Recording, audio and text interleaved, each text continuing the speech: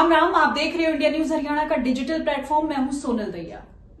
करनाल से कांग्रेस पार्टी के लोकसभा प्रत्याशी दिव्यांशु बुद्धिराजा को पंजाब एंड हरियाणा हाईकोर्ट ने एक बड़ी राहत दी है, क्योंकि उनकी जो भगोड़ा वाली जो एफआईआर थी उस पर फिलहाल आगे की कार्रवाई पर रोक लगा दी गई है कोर्ट की तरफ से, पंजाब एंड हरियाणा हाईकोर्ट की तरफ से।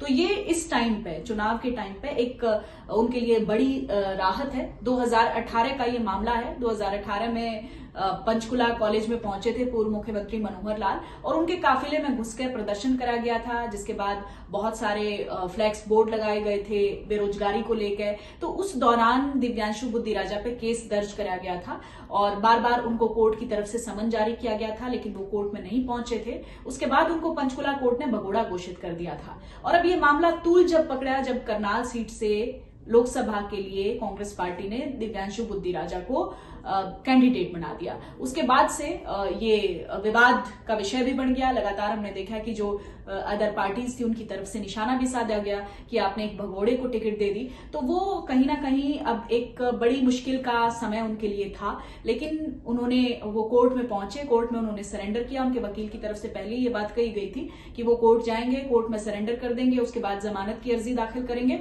और उसके बाद उनको जो है जमानत मिल गई थी। लेकिन अब उस एफआईआर में आगे की कार्रवाई पर भी रोक लगा दी गई है।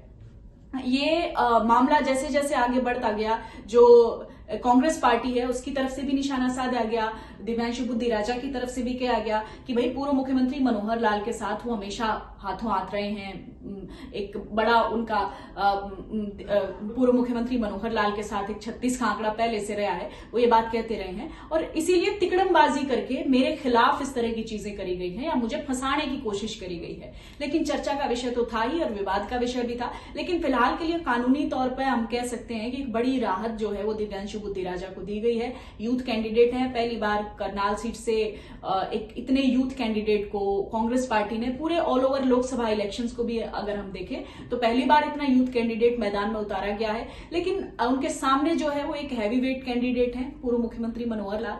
तो आप देख सकते हो कि मुकाबला तो बहुत ही दिलचस्प है और दिलचस्प के साथ साथ ये भी है कि भाई बड़े मार्जिन से पूर्व मुख्यमंत्री मनोहर लाल को जिताना, इसकी अपील बीजेपी के लीडर लगातार वहां पे पहुंच के करने लग रहे हैं। हम देखने लग रहे हैं कि मुख्यमंत्री नायब सैनी भी ये कहने लग रहे हैं कि अगर किसी इलाके से सबसे ज्यादा जीत होगी, सबसे ज्यादा वोटों से जीत होगी, सबसे ज्यादा मार्जिन से जीत होगी तो वो करनाल की सीट होगी। लेकिन एक यूथ कैंडिडेट को वहां पे उतारा गया, इसके मायने कांग्रेस पार्टी के लिए भी थोड़े अलग हैं कि भाई वो यूथ को अट्रैक्ट करने के लिए, उसको अपनी तरफ उनका रुझान पैदा करने के लिए उन्होंने दिव्यांशु बुद्धिराजा को मैदान में उतारा है। लेकिन अब जो इनका फैसला है ये किस पास से जाएगा ये तो टाइम बतावेगा।